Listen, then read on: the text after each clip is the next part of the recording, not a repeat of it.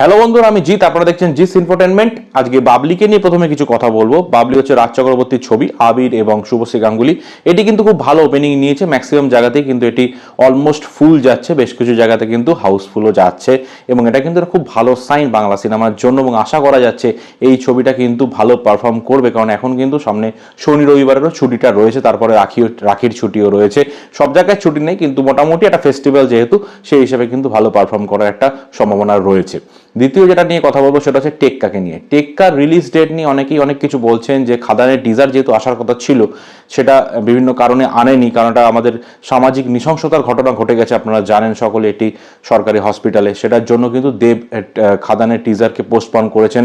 জিৎ এটা নিয়ে অনেক কথা বলেছেন এবং নীরবতাও পালন করেছেন। যাই হোক, টেক্কাটা কবে আসবে এই নিয়ে অনেকের মধ্যে ডাউট ছিল, কারণ খাদান যদি তাড়াতাড়ি চলে আসে তাহলে টেক্কা কবে আসবে। কিন্তু আমি একটা কথা আপনাদের জানিয়ে দিই, সেটা হচ্ছে আমি নিজে বিএফটি অ্যাওয়ার্ড যেটা হয়েছিল 11 আগস্ট, সেটা আমি নিজে গেছিলাম দেখতে, টিকিট কেটেই দেখতে গেছিলাম।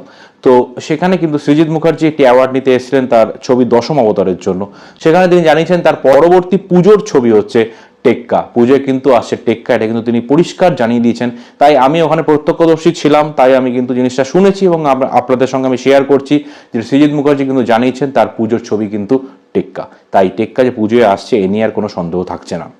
পরের আপডেটে চলে আসবো, সেটা হচ্ছে মিঠুন চক্রবর্তীকে আমরা আবার প্রতীক্ষিত বসুর একটি ছবিতে দেখতে চলেছি এবং মিঠুন চক্রবর্তী পরপর বাংলা ছবি করছেন, এটা আমি প্রচণ্ড খুশি ব্যক্তিগতভাবে, কারণ মিঠুন চক্রবর্তী বাংলা ছবিগুলো কিন্তু খুব দারুণ হয়, কারণ তার পারফরমেন্সগুলো দারুণ থাকে এবং এই ক্ষেত্রে কিন্তু আমরা তাকে আবার একটি ভালো চরিত্রে দেখতে চলেছি এবং এখানে সম্ভবত একজন সিনিয়র জাজের চরিত্রে তাকে দেখা যাবে। এখানে তার সঙ্গে থাকবেন অঞ্জন দত্ত, পরমব্রত চট্টোপাধ্যায় এবং অঞ্জনা বাসু সম্ভবত। আর এই ছবির শুটিং শুরু হওয়ার কথা হচ্ছে সেপ্টেম্বর মাসের প্রথম দিক থেকে, কারণ ততদিনে শাস্ত্রীর শুটিং তো সব অলরেডি হয়েই গেছে, মানে রিলিজ হওয়ার মোটামুটি কাছাকাছি চলে আসবে। তাই মিঠুন চক্রবর্তীর সঙ্গে আরেকটি ছবির কাজ কিন্তু শুরু করবেন প্রতীক্ষিত বসু সেপ্টেম্বর মাস থেকে। এটা কিন্তু একটা দারুণ আপডেট।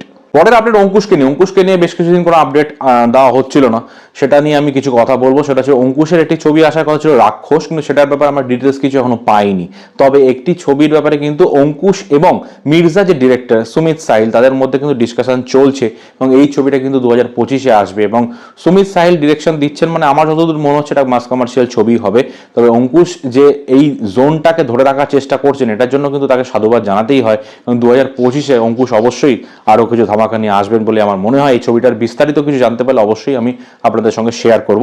যাওয়ার আগে একটা বোনাস আপডেট, সেটা হচ্ছে আমি আগের দিন বহুরূপকে নিয়ে একটি আপডেট দিয়েছিলাম, যেখানে সোহম চক্রবর্তীর যে কামব্যাক হতে পারে বলে আমার মনে হয় সেটা নিয়ে আপনাদের জানিয়েছিলাম।